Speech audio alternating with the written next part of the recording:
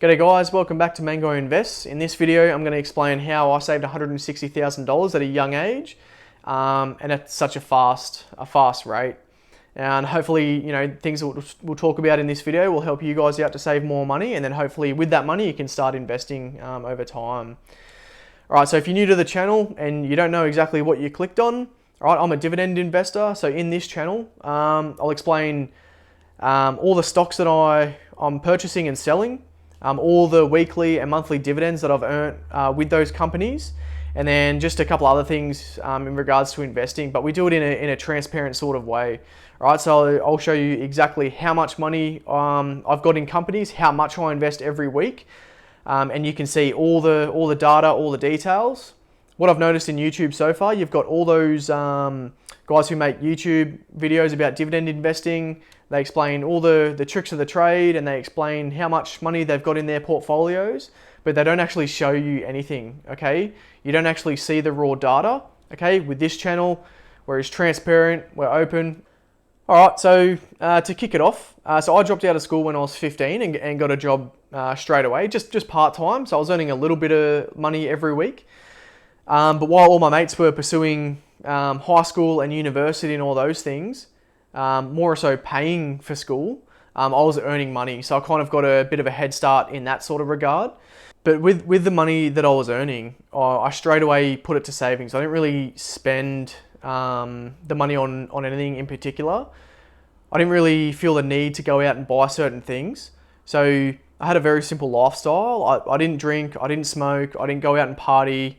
I didn't really feel the need to go out and buy, clothes and, all this other fancy stuff. I just lived a very frugal lifestyle. And with the money that I saved, I straight away had a bank account that was earning like 3% interest. And at the time, I thought it was like a pretty good rate because I had no idea about investing at that stage. But I always looked to try and find a little bit more interest on my money. So I started to look at things like long-term deposits, which gave me an extra % or 2% to lock my money in for like 6 months or so. That's how I started. And then I started to build that money up, 10, 20, 30, 40 grand.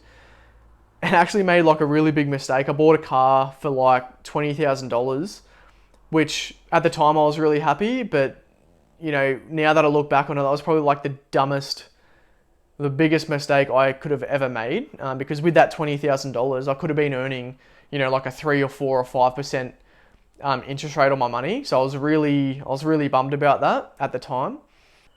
So after I purchased the car and I realized it was a stupid decision, I made a promise to myself I would never ever get in debt ever again. So anything from that stage onwards, I'll just save up my money and then buy it outright, so I wouldn't have to pay the interest on the item.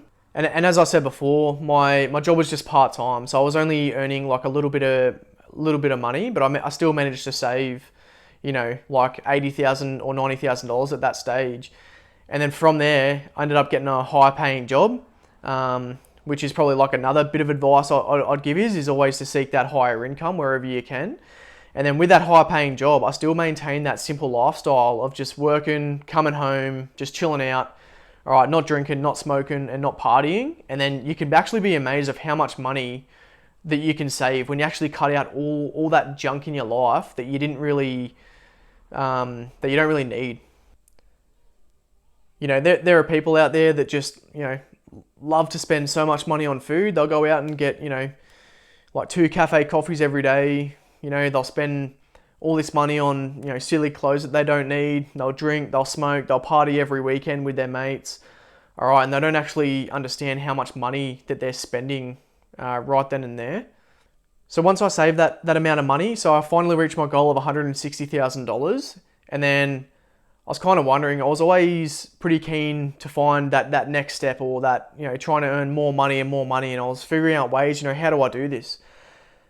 And I started to think about, small investments. I thought about, buying a house. I even thought about, renting out vending machines. I heard that there was like this craze, with vending machines, you can make so much money. So I did a quick little Google search of it. Didn't really opt into that sort of route. Buy car parks at an airport. There's all these like little investments that you can make.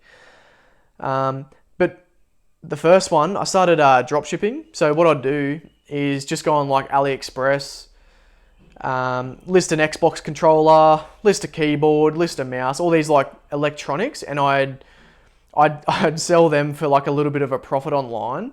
I just didn't really like the work that was involved with that. Work was busy at the time. I'd have to come back. I'd receive, emails, and I just didn't really want to deal with that extra workload, and it only produced a small amount of money for the amount of work that you had to put in. So I stopped doing that. And then one of my friends from work, he had a stake account. So that's an Australian stock market brokerage app on your phone, and it allows Australians to directly invest into the Australian share market, but also the US share market. So I was kind of picking his brain, and I was seeing what he did and how he sort of went about things, and I made my initial deposit into the stake account, and then slowly started to learn about investing that way. And then I quickly started to realize that, generally the dividend yields pay a lot more than the bank accounts here back in Australia. So I was really happy about that, and that gave me a lot more motivation to actually start investing more. But then I also started to think about the growth in the share price. So one, you can get a dividend yield, but then also you can get the growth in the share price. So then that's two forms of income. That's the way that I just looked at it. But also with that dividend, every single year, generally the companies will increase their dividend every single year by like 3 to 5%, whatever it is at the time. So then that's like three forms of income. That's the way that I sort of thought about it. And then also everybody thinks about inflation. People call it the silent tax. The cost of living is rising, electricity rates, everything is rising.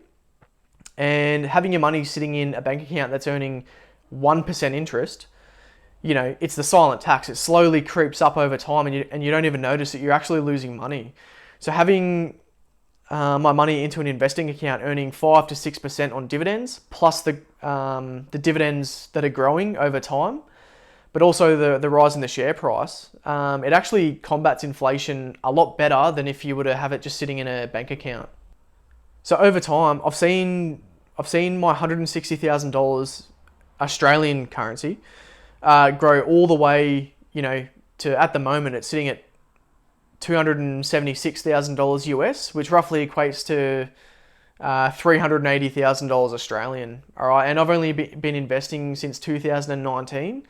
So just do the math. In such a short amount of time, you can see the huge growth potential just by earning passive income. Just having, my money just sitting in, shares for over 3 years, not really doing anything, just reinvesting the dividends. And like it's over in 3-year period, it's over $100,000 worth of profit just by doing absolutely nothing.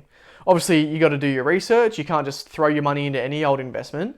But once you do a bit of research and you actually understand what companies you're buying, you can actually earn a lot more money than what you would just having it sitting in a bank account. Cool. So if I was to offer any advice from what we've spoken about so far to anyone, who's looking to save money or even to start investing, the very first thing that I tell people is get out of debt. Okay. So rule number one for me is get out of debt. You don't want to be paying interest on, something that you've borrowed for months and months and months. Okay. You're just losing money. All right. So the second rule that I go by and I live by this is establish an emergency fund. In my savings, I had roughly like $20,000 for a rainy day. So just in case, in case my car broke down, my house bloody, went in flames or whatever. If something went terribly wrong, I had that $20,000 to cover any emergency costs and all that sort of stuff. So I recommend doing that. But just understand how much money you think that you were going to need in such a bad circumstance. That's up to you and how much money you earn. Over time and when I was investing, I quickly found out that $20,000 for me was like a little bit too much money in my savings. I didn't really, if in case of emergency, I wouldn't really need $20,000 in the event that something would go wrong. So in my mind, I'm thinking, okay, well, that's $20,000 that I could put to work in the stock market. That's $20,000 that could be earning me passive income. So I quickly said to myself, all right, let's get this money to work. All right, so I reduced my emergency fund to $15,000. Okay, and then another month or 2 months went by, and then the stock market was sort of going down. So I wanted to buy more shares, and I quickly reduced that emergency fund to $10,000. Same, I reduced it to $5,000. So now all I've got sitting in my bank account is $5,000. With my everyday account, I still have like a little buffer on it. So I would never let my everyday account drop below $2,000. So for example, at the moment, I've got $5,000 in there once I get paid. My rent would come out of that, my electricity bills, my food, all the expenses would come out of that $5,000 just in my everyday account. And I'd try not to let it get below $2,000. All right, and the reason for that is, in case I was to, see a fancy object in the supermarket and I wanted to buy it, or something was to go wrong, or a last minute car service, things of that nature, I'd just use it from that everyday account. So then that, in my mind, that 100% stops me from taking from my savings account, okay? Because you don't want to create that bad habit from always taking from your savings account. All right, so just to summarize, let's talk about some of the major points that we've talked about in the video. So the first one, live a frugal life, okay? Don't spend any more money than what you have to. All right, from there, get out of debt. All right, from there, establish an emergency fund, okay? But also within your everyday account, create a little buffer, all right? So you don't sort of spend all that money at any one time, which would then force you to take money out of your emergency fund, okay? Because we want to try and create the habit where you don't take any money out whatsoever. Once you've done that, start investing, all right? Don't have your money just sitting in a bank account earning 1 or 2% interest. Start investing, okay? You may get, 5 to 6% dividend yield plus, the growth in the share price. All I'll say is just do your research. Don't throw your money into any old stupid company or stock that you think's like really cool. All right, don't be that idiot. All right, if you want to start investing with stake, I'll leave my referral code down the bottom of the video, and then that way I'll get a free stock, you get a free stock. It's free money. Why wouldn't you do it? Cool. All right, so that completes the video, guys. If you enjoyed the video, subscribe and hit the thumbs up button. Stay tuned. I've got a couple more awesome video for you guys where I'll be showing you, more of my portfolio, more companies that I'm buying and selling, and all that type of stuff there. Cool. All right. Thanks for tuning in, guys. Catch us next time.